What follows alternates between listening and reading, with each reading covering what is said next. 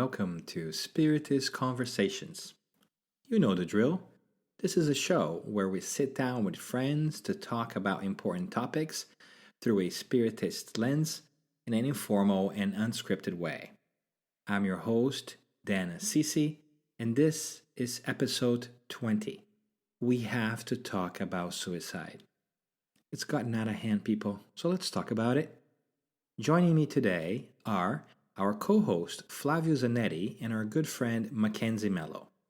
And for the next 45 minutes, we'll share our perspective on suicide, one of the greatest challenges our society faces nowadays.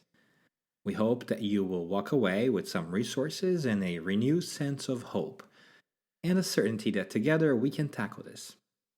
More importantly, if you are struggling, please remember that you matter and that you are never alone, and that you can always call the National Suicide Prevention Lifeline at 1-800-273-8255 if you are here in the United States, or you can even use their online chat.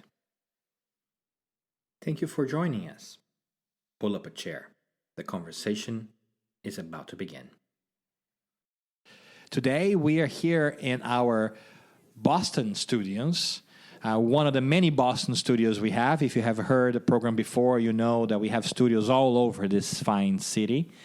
We are here in Malden, Massachusetts, with our friends from previous programs that you already have met, we hope.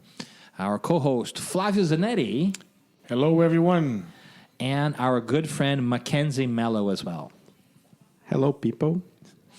He's a little shy, but I think he will warm up to us afterwards. Yeah, still give him a couple of minutes. But we are gathered here today in what has become somewhat of a tradition for us, a yearly tradition, where we sit down here as friends in Malden, and we talk about topics which we find interesting. And today, we are going to try to tackle one that is of grave importance to all of us, and that is the idea of suicide. And more specifically, too, what is it that we feel Spiritism may have to offer for those who are contemplating or know someone who may be thinking about suicide? It is a serious topic that is near and dear to at least my heart, because I've known folks who are either struggling with or have suicided. And so we want to share some of our conversations about the topic, because I do believe at the end of the day that Spiritism is uniquely suited to offer some insight. So tough topic, but I want to make sure, first of all, that you guys are okay. How about that for a topic today? Does that work? I think it's a great topic. I think it's near and dear to all of our hearts, right? It is an epidemic in today's society, in today's day and age. And we have to talk about it. If we don't talk about it, the topic will never be, discussed or broached into and so forth. So it is also near and dear to my heart. It is necessary. It is a topic that we always need to have it in our minds in terms of not worrying, but really taking it to heart and thinking about what life is and how life is important to all of us. And I just wanted to start by sharing just a small bit. When I was growing up, my father, he had this idea of writing a book about suicide in the Spiritist perspective. And he finally, after a lot of years, he wrote this book. I don't know, maybe it's because of that I always think about this topic in terms of what can we do to help prevent or help other people to think about this topic as something that should be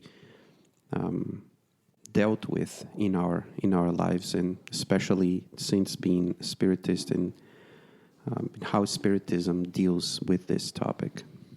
And it's a great point. And I think that maybe we start with some numbers, some sombering numbers, for us to understand that this is not an isolated event. This is actually something that happens, unfortunately, quite often. So The American Foundation for Suicide Prevention tells us that in 2014, there were 42,773 deaths by suicide that are known. That's quite a large number. That is the equivalent of 5 people taking their own lives per hour. That's not counting the attempts. These are just people who suicide. So if you think about it, all of us know somebody who's either struggling with or has attempted suicide. We may just not be aware of that because it's still a stigma too, right? And speaking of a stigma, there are a lot of, I'm not going to say a lot, but there's definitely cases where folks took their own lives and the cause of death was ruled as an accident or, like, for example, drowning. A lot of the folks that commit suicide through drowning, the cause of death is not suicide, but it's drowning instead. So these numbers, I think it's in the very conservative, side of the house. It's unfortunately even more than what these numbers are showing us. And these are just numbers here in the United States, right? If we have those statistics that, there's a study about it. Imagine countries where we have no idea of what happens. So, like Flavio says, it's conservative and it's an epidemic, as Daniel said and Flavio also said. So it is a topic that we should all be really pay a lot of attention to. And it's interesting, right? Because when I think about suicide, I also think, how could that be? I mean, we live in times where we have more comfort, more technology, more resources than ever before. So clearly, as also witnessed by celebrities who have taken their own lives recently, having all these things is not enough to land one's self in a safe spectrum, right? Clearly, having all these comforts and things does not necessarily fill our hearts. But obviously, the opposite is also true. Not having any of these things, not having food or the basics, is also not a cause for happiness, right? So clearly, we are struggling here, making sense of happiness and satisfaction and fulfillment in general as a society. It is, Daniel. When we are talking about this topic here, because this morning you gave this wonderful talk about it, and we have to talk about it because it's so important. And you mentioned something about the Buddha, right? And in your lecture, in your talk, and it's the attachment to things. This past year, I've been dealing with a friend at work, and she has two. Well, of course, she has her father and mother. Her father passed away 3 months ago of cancer. Harsh. And this past week, her mother died of cancer. Oh, God. How hard is that?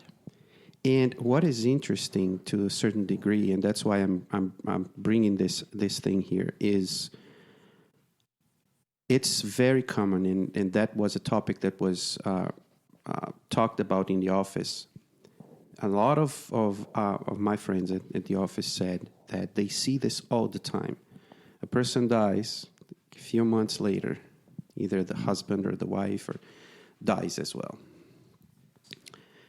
Because it is as if they lose something of their life, and then they don't have anything else to focus their life on. Mm-hmm. It's because they were devoted to that person or devoted to that idea. And I was wondering when we were talking about the suicide, and maybe that's a question for you or for us, for our discussion here. When we say about attachment, and we usually think about things, right? Attachment to things. But in this case specifically, where a person was living, the examples that I heard was he did everything for her. He did everything for her. He lived for her. He lived for her. I mean, he was doing everything that she couldn't do. And then all of a sudden, the person dies. And then it is as if the person doesn't have any more motivation to live. And then their health, everything goes down. Yes. So would you say that this attachment and not love is one of the causes for, not only the suicide, the death by suicide, but also for not seeing a bigger picture.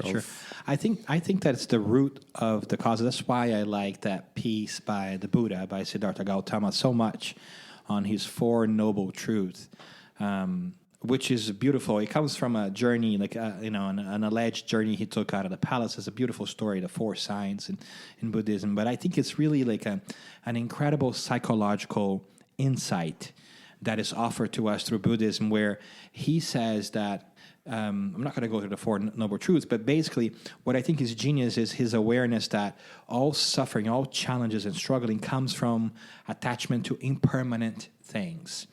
And I think that you nailed it, right? Because I think there's some impermanent things that we are quite clear on.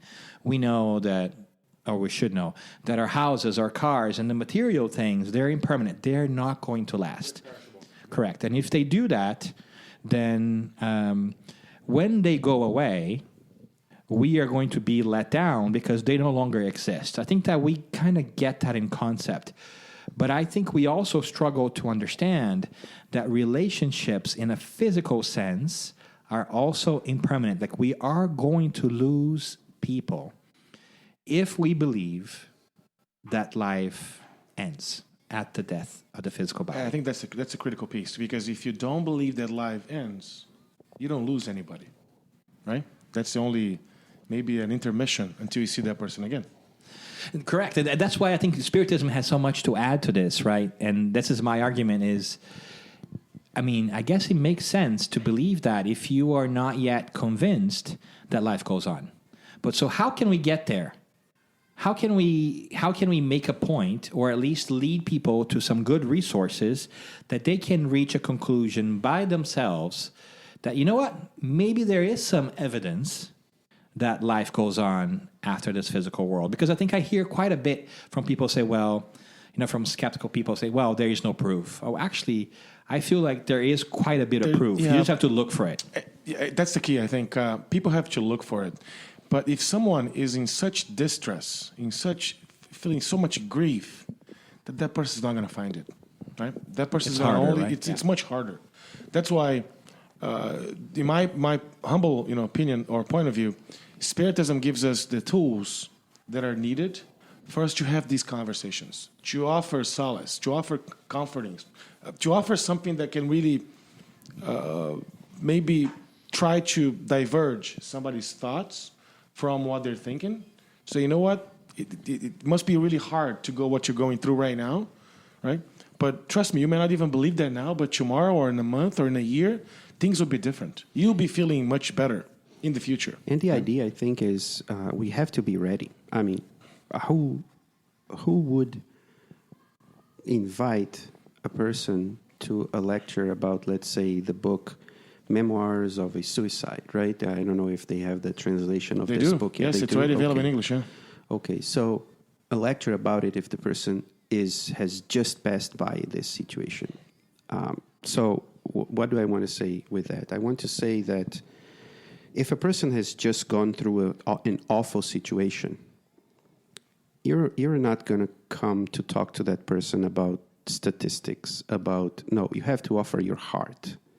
You have to offer the best and, leave any philosophy aside and just be present at their side for them to cry, for them to scream, whatever it is. Yeah. But to know that they're not alone. Exactly. So that they know that there's somebody there, that love is there by their side, independently of what they consider what love is. And that's why we're having this conversation here. We're not talking to people that we know that will commit suicide, but we are talking to people. We are talking to human beings that may one day, for any reason, and this does not depend on a person being or not being a spiritist, because unfortunately, I know, and I don't know if you guys know, but I know people, spiritists, that committed suicide. So my question is, what didn't touch that person or how that person did not feel solace in what we really believe in what we really teach, and how much do we need to do, not to the others, but to ourselves, to really feel that solace, to really understand, and here, more than understand, comprehend, more than comprehend, feel really, like this hope that Spiritism brings to us, and not only opening our eyes to the reality of what happens, but it's not about fear. It's about you have hope here, even if you're going through a terrible problem, because to go that path is a terrible, terrible path. But we're not talking about the fear, like I said. We're talking about we have the power to go on. We can go on. I think it's got to be a combination of both, right? I think it's got to be a combination of intellectual thinking and emotional support. Because I think neither by itself solves the issue. Of course, you need to let folks know that you're there for them. But if you're just there for them and you can't see a way out of the actual challenges, then they're always going to be there in that spot, right? And at the same time, just talking synthetically about things and philosophies, and you shouldn't do this because life after life, and without necessarily saying, hey, I'm here with you, is maybe not effective as well. Yeah, and I think this is the part that you did a phenomenal job when you brought up these two topics, because, again, the intellectual piece alone is not going to fix it, and the emotional piece alone is not going to fix it either. And if you combine those two, maybe I would say even the emotional piece is more important initially. Yeah. When somebody's going through these difficult situations, horrible thoughts, because that person is so stuck with that mindset that he's not going to hear. She's not going to stop to look at statistics, to look at numbers, to look at what is it? What is that person going through? A lot of difficult grief. Imagine how hard, how distressed that individual might be. Should even be thinking about that. And of course, as we learned through Spiritism, we should never be judgmental, and we should always offer to help, right? But let me bring this back to a pragmatic, sense, as we always do, right? How can we do that? How can we approach someone that we know may be feeling a little different lately, maybe having some, in our point of view, different thoughts or different behaviors that we're used to? How do we approach that individual? Because that's not an easy question. Hey, sir, are you looking to commit suicide tomorrow, right? We cannot say that. Well, we feel we cannot say that because we haven't, it's one of the arguments that we have in general, right? Is we haven't really been trained to deal with emotional conflicts and challenges. The whole education that we receive as children, fortunately that's changing a little bit today, has been predicated on intellectual knowledge.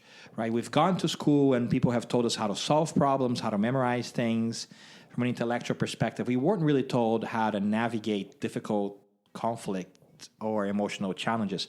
And so we feel like we cannot talk about these things. I was just talking to Mackenzie before too, and even when we greet people in the street and how are you doing? Like the answer's gotta be great and you or good and you. There's nobody like, you know what? Today's a sucky day. I feel like, yeah, I want to kick somebody in the face today. Right? You don't hear that. Nobody says that. Because in us, there's this ingrained perception, which is self-imposed, that we got to be okay all the time. Right? And there's this wonderful sentence by this transpersonal psychologist, Dr. Elizabeth Kluber-Ross. And she says, I'm not okay. You're not okay. We're okay. But right? that's okay. I think that's the stigma, right? We need to break that stigma because we think that everybody else has got it figured out. So I don't. So I shouldn't talk about it because we feel inferior or vulnerable. But the truth is nobody's got it figured out. Show me somebody who's got it figured out, and I will tell you that person needs to do some counseling. Or some mental health work. Yeah. Right, because, nobody does. But yet we live in this world that attempts to, they're so concerned with appearances that we can't talk about it. So going back to your point here, the question, which is a great question, right, is how do we approach people? Well, if we have a relationship with them or not, but if we feel like they are in a tough spot, we should broach the topic. We should talk to them because it gives them the permission to really tell us how you're feeling. So if you say, hey, how are you doing? They're saying, great. And you can tell they're not great. Maybe you go at it again and you say, no, really, how are you feeling? right? I think that personal connection that Mackenzie was talking about is what will elicit that communication and will let people start to open up to you. Open their kimonos and really be open to how they really feel. How they're really feeling, right? And the research that I've read, and I've been told this by people who really work on suicide prevention, which do a fantastic job, by the way, and they say that actually asking people who you think may be prone to suicide whether they are thinking about suicide, it's a great door to open because he helps them talk about their feelings back at you, which is something that kind of runs almost counter to everything that we feel like, right? I wouldn't if I'm talking to Mackenzie and I see that he's a little down, I think my natural tendency is like, cheer up, buddy, right? And then let's grab a Diet Coke and let's go, to the whatever it is. But we won't address the root cause. We were just kind of glaze over it. Yeah. We got to change that a little bit. I have a question, Daniel. Based on your experience, and you had the opportunity to study for this topic, did you see any signs or on those statistics that suicide is more related to woman or man, or is it 50-50? Do you have that? Do you know? Actually, I've read this before. It's 51% men, 49% women. Oh, so it's It's more or pretty- less. Pretty spread. close. The way in which the suicide takes place, then you see more patterns. Yeah. You see more violent Guns suicides and with men. and you see more insidious poisoning with women. It's more the approach changes, okay. but it's something that affects all of us, right? So it's basically because we really didn't have the chance to talk to someone, so it doesn't really. And since you mentioned that, Mackenzie, going back to some of the statistics, it doesn't really tell any difference, for example, when it comes to gender or sex or socioeconomic status or location. It's unfortunately it's spread out everywhere. It is everywhere. So it just comes to age, show that we are really human beings. It doesn't really. Yep. Yes, is the Shakespearean if you prick us, do we not bleed? Right. So all of us bleed Bleed. red, Same way. right? And so there is no distinction there. But so I think to go back to our point here is it's not a Spiritist issue, right? It's a issue in general. But I think that spirituality, not only Spiritism itself, has a lot to offer here, because if we begin to at least see the doubt in our minds that maybe there is more than just physical life, maybe that we live on after this physical body, maybe we start to reconsider the idea of suicide, because it will not end our pain and suffering, right? And so what we try to oftentimes do is just share some of the areas that science is actually unearthing itself, that gives us perhaps the idea that, there is some proof out there, if you're skeptical, that you might want to check out and see if that's really the case, because we would hate for you to do a very permanent solution to a temporary problem, right? Yep. And some of them that we talk about is spontaneous memories of past lives. Some people actually remember past lives, and there are studies done by this. Dr. Ian Stevenson, who's passed away recently, has done some work. Dr. Carol Bauman does that as well. And the idea here is simple, right? If you have memories of past lives you've lived before, which means you've died before, but you're still here, right? You now have a different body. Reincarnation is where we're getting at, really. And so that's proof. And if you want some academic research out of the University of Virginia, Dr. Ian Stevenson is good at that. Another area is memory regression. There are some folks like Dr. Brian Wise and Dr. Michael Newton who were doing memory regression to reach a trauma at childhood, and all of a sudden find themselves talking to patients who remember not only their childhoods, but way back in the time. Oops. I loved when you were talking about this, and you said that you imagined him sitting down with the person, and then all of a sudden the person says, "Hey, I'm back here, or I'm at this place where I don't know where it is. I was this person, now I am this person. Who am I? Where am I right now?" And finally figuring that out, and it's so impressive. I mean, to think about these things, and of course, science in general will not accept it until there's more people really allowing themselves to feel that they need to do research on this end, because what ends up being sometimes when you approach the topic to someone who doesn't believe, is a skeptic, the person will say, "Oh, but who's that person? But who is this person? No, it's just one scientist. It's just two scientists." And they have their point, because science in general is, they have like 10,000 studies on one topic. But this is such a barrier still these days that we're, like Daniel mentioned earlier, Spiritism came here, and one of the main goals of Spiritism is destroying materialism, in that idea of, hey, we are more than just a body that we have. Yeah. We are something. We are not the bodies that we have. But we still don't have that concept inside of ourselves. And that's one of the things that I think we need to address more and more often is, really, we are spirits. We are more than this. If you take a good care of your dog, you will see that the dog is more than just the body of the dog. So why can't you see that a human is more than just the body of that human? But unfortunately, I think we have more and more scientists who are coming there, right? Because we still also have this thing in our minds that, oh, that's not true because we heard it somewhere. Yeah, somebody told us like back in the days, and we even have that with like global climate change, right? Yeah. There's, I think, like a preponderance of evidence that points to the fact that the climate's changing, but some people are like, oh, this hasn't been proved scientifically yet, right? So it's like, well, whatever you pick to look, but look for these many different sources of information. Some of these people were there, and we talked about near-death experiences as another field too with Dr. Moody, Dr. Elizabeth Kubler-Ross. We talked about EVP, electronic voice phenomena, and instrumental transcommunication with Dr. Jurgerson out of Sweden and Dr. Rodiv, which are not, to be frank, it's not my favorite area, but it does point to something. And of course, mediumship, because there has been much research on mediumship as a way to validate the existence of the soul over history, and continues to take place with many credible sources like Dr. Sir William Crookes, member of the Royal Society for Science, who also had some prizes there to his name and so forth. But the point here is all the intellectual knowledge is not enough by itself. It's not.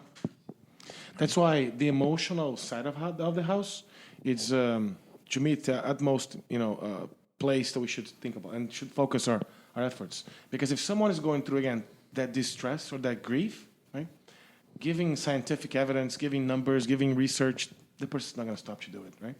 What that person's going to probably look for is maybe a shoulder to, maybe lay down, or some of the things that we'll try to do and get that person to, talk to us or to open up and to do things that might say, you know what, why are you feeling this like this? I mean, anything I can help you with? I wanted to check in with you, see how you're doing, right? As opposed to just, hey, how you doing? Fine.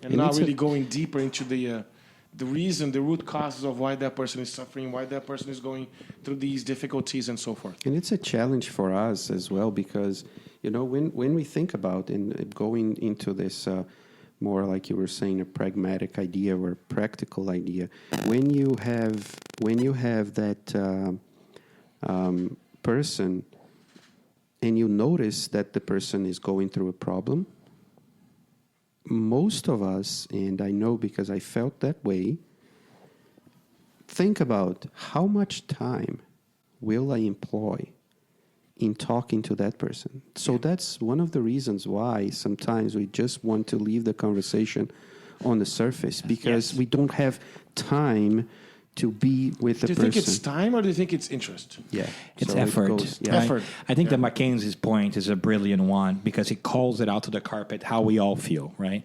It's like we're so into ourselves, not that we are selfish, but we're like self-centered, that, you know what, this is kind of a nuisance to us. Like, I don't know if I'm really willing to spend the time away from what I want to do to talk about something that you really want to talk about. And let's be honest, that's not something that's pleasurable to be talked about either. No, it's not. And not even even if it's not suicide, even if it's just a problem regular or whatever, right? Yeah. And so we need, and that's why I think this conversation here is so important, because although we're talking about the idea of life goes on, and it should not be an idea that a person would have, I'm going to finish my problem just by killing myself, because this doesn't solve the problem. Yeah. It's not about that only. It's really about a transformation that we need to have within ourselves, because for a person not to think about suicide, the person cannot not think about suicide when the problem comes. The person needs to be preparing for not to think about suicide, for not being thinking about suicide for a long time, and really have an understanding of what life really is. So it's a preparation. It's a process, really. It's a process. Yeah. We cannot just like say, oh, you guys listening to us right now, hearing us right now, say, oh, because of this conversation, I'm not going to. No, it's a process. It needs some time to sink in and say, hey, look, this is really important. This should be out of my mind, or this should be in my mind, that I am a living being. And I want to make another point, too, that sometimes we forget, which is we don't have to figure it out alone. Right? In much the same way that we don't have to help other people who may be struggling by ourselves. There are others, there are resources, there are people who do this for a living, who have been trained for this. So if you know somebody who's struggling, you don't have to be the one who spends all the time with the person. Let's just make sure that the person finds the resources, and because there's other people. And if we are struggling, we don't have to solve our problems alone either. We have other people that can help us do that, right? Because I think that we kind of forget that, and we kind of feel like it's either incumbent on us to prevent somebody from thinking about suicide, which is not. And this could be a team effort, right? I think my point is that sometimes when we're in this state of mind, we forget that this can be a team effort, that you can get help in a way that's not stigmatic. Right, like just because you're asking for help, it doesn't make you a weaker person, a loser or a failure. Absolutely not. Actually, completely contrary, right? Because a really strong and smart person will know how to supplement our challenges to be even stronger, right? So, I guess only the weak do not ask for help, right? So it's kind of an interesting piece. You mentioned that, and I came to my mind right away because we've seen statistics or reports on the number of people on the military committing suicides when they come back from the wars because of the famous traumatic PTSD, experience, yeah. right? Uh-huh. And that was one of the big problems, was because they felt that they were so manly, let's say, they were so strong that they could not talk to about anybody. And they if they would say that they would have gone through PTSD, which is a stigma as well for them, and for human beings as well, or all over. The person will try to deal with it by himself or herself, will not be able to solve the problem, and that's okay. And then if we don't look for help will not come by itself. But right? in that particular scenario, like for example, the post-traumatic stress disorders, that person is prone to depression, to imbalances in how the brain is functioning properly, right? That really calls out for attention, calls out for external help, if we can say that. That is only one occasion. The challenge that I have is, yes, while it's very prominent in that situation, but it's prominent everywhere else again as well. Yes, if somebody is feeling somewhat like in a bipolar state, depressive state, that's just a catapult towards a suicide in the future, right? If that person doesn't take care of that, right, it's going to be even harder down the road to really, manage the future difficulties. So it's. I guess what I'm trying to say is, it's a domino effect. Right? If you don't take care of it while it's in the beginning, and I think that's a great point, right?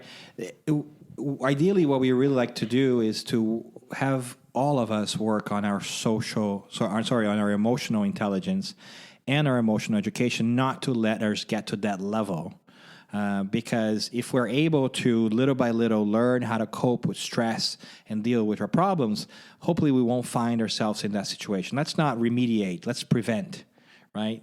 And that's good not only for suicide, but for all kinds of mental health, mental balance in general, right? Let me pose a question to you guys. Do you think that the main causes of suicide is the lack of faith in the future? I think it's a great way of looking at it. I think that, of course, the faith in the future, I think you used two key words there, faith and future, right? I do think that when we go down this rabbit hole, it's hard for you to think outside and have hope in the world, right? And so that's why I try to go and understand what suffering really comes from. And I think ultimately, suffering comes from us not believing in the spiritual indirectly. Yeah, I totally agree. I mean, I see that hope is the solution for having hope is the solution for not committing suicide, because once you lost that idea that you will be able to overcome the situation, then you will fight and struggle, even if the struggle is really, really tough. So it means that if I don't have that faith in the future, it means that, okay, I'm just going to end right now. And that's why it's so great to think about the question that Daniel posed, which is, what if death is not the end? Because it makes us ask ourselves, do we believe that death is the end? And what if it's not? And this is a great question, not only for people in general, but I would say, and I would dare say, that it's a great question for Spiritists. Yes. It's a great question for Spiritists because although we believe in reincarnation, although we agree that reincarnation is something that makes perfect sense and it's completely logic when we think about God being just, that does not mean that I feel that reincarnation is true. So let me be vulnerable here and share an idea with you guys that I was in my naivete when I was a teenager and going a little deeper into Spiritism, studying and going after readings and books. I was like eating books for a living back then, and I thought that I had this great idea that if everybody believed in reincarnation, all the world problems would be gone. Guess what? No, because fortunately, a lot of people in the world believe in reincarnation, and we still have a lot of problems. Mm-hmm. Yeah, so I mean, you have a whole country who basically believes in reincarnation, India, in one way or another, right? But you still have great social divide. In fact, sometimes the concept of reincarnation is used to explain exploitation, right? So the knowledge of things are not itself. And I think there is a wonderful sentence in general, like, people don't care about how much you know until they know how much you care. So it's got to be through our bonds with each other and for caring each other that we feel supported and that we will understand that, there's people who care about us. Speaking of that, I had a memory of a previous, assignment at work where somebody was having suicidal thoughts, and one of our colleagues, one of our teammates, came down to that individual and said, "You know what? I don't really understand what you're going through right now, but I just want to make sure you know that I'm here for you, whatever it takes, whatever you need." Wow,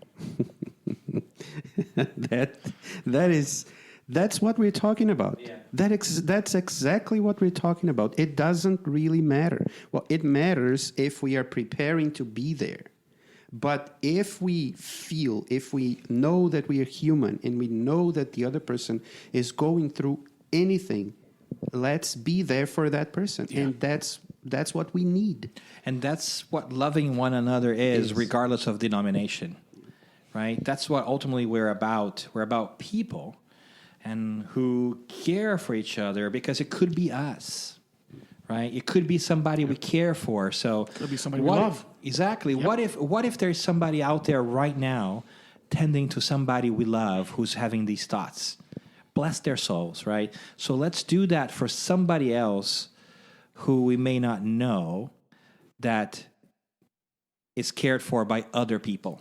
Because at the end of the day, we're all a family, right? It's a matter of if we just reincarnate enough times, we'll be, a universal family. Yeah. But Daniel, let me ask you this: what if that person is trying to help, but doesn't believe he or she is able to?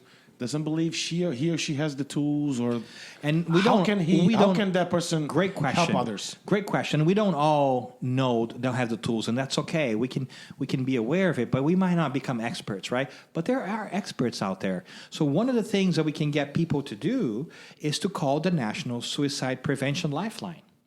Right here in the United States, it's 1-800-273-8255. That's 1-800-273-8255. 8255. Available 24 hours a day. There's also an online chat. You can just search Suicide Prevention Lifeline or go to suicidepreventionlifeline.org and find resources, because you don't have to do this alone, and you're not alone, right? And I think that's ultimately the important question, whether you are Buddhist, Jew, atheist, agnostic, Spiritist, Catholic, doesn't really what have matter. you. It doesn't matter, because sometimes these things hurt us straight in the feels, right? And sometimes it's just hard and we feel like we cannot talk about it. And if we are to start to wrap up things, because we're running out of our time, I think one wonderful thing that really peps me up when I am feeling a little down, that Spiritism has pointed me towards, is this concept that, hey, if I have lived many different lives before, then I've had many different family members and relations before. Mm-hmm. And I know for a fact that my love for my family members and my friends doesn't end when they die. I've had family members pass away. You still love him, right? I still love them. And so the same is also true, right? If life goes on, and even science seems to point to that fact, then they love me back. And then it dawned on me, oh my goodness, there's so much love out there for me, for you, for all of us, that we're just not aware of, because these past family members, these past, fathers, mothers, uncles, cousins, friends, partners, friends, is there. We're just not aware because we can't remember that. But maybe right now they are in the spiritual world preparing to come back to reincarnate again, but they're cheering us on and they're loving us. So in fact, we don't realize that there is a vast amount of overwhelming love towards us that we ignore.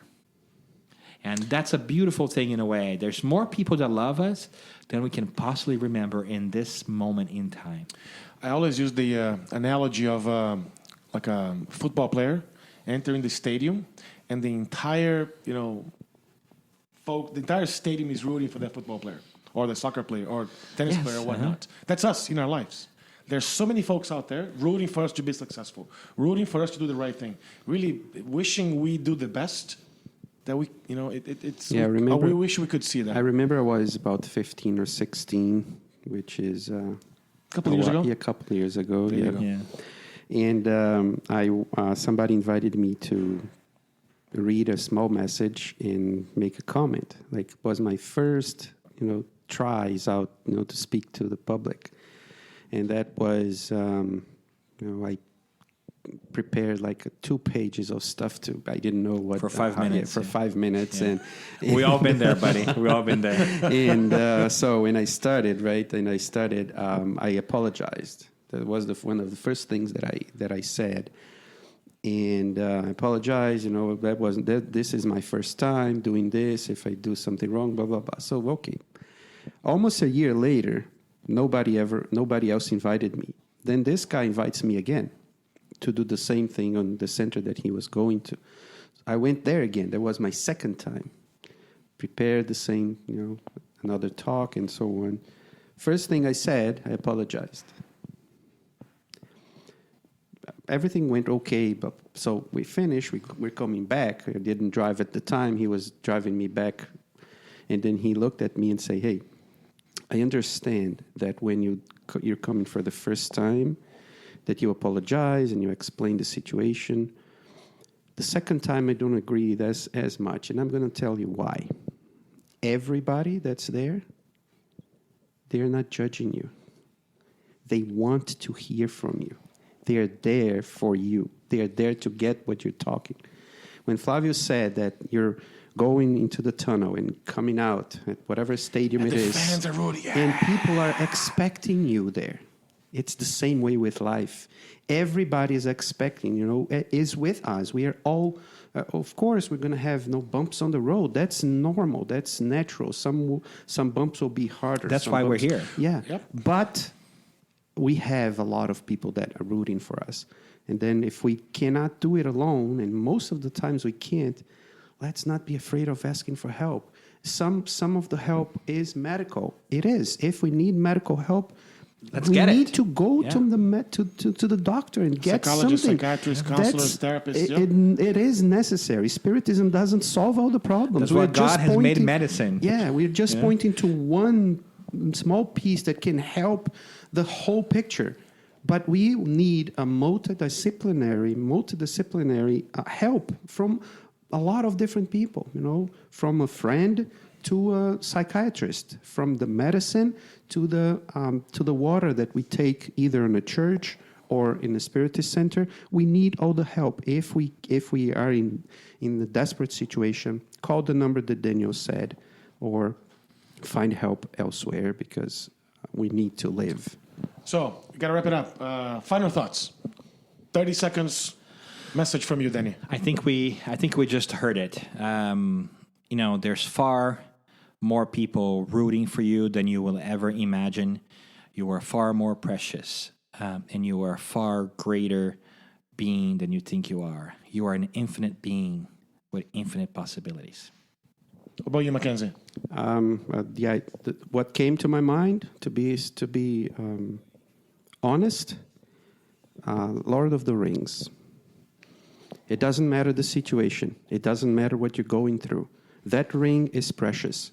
We are a ring.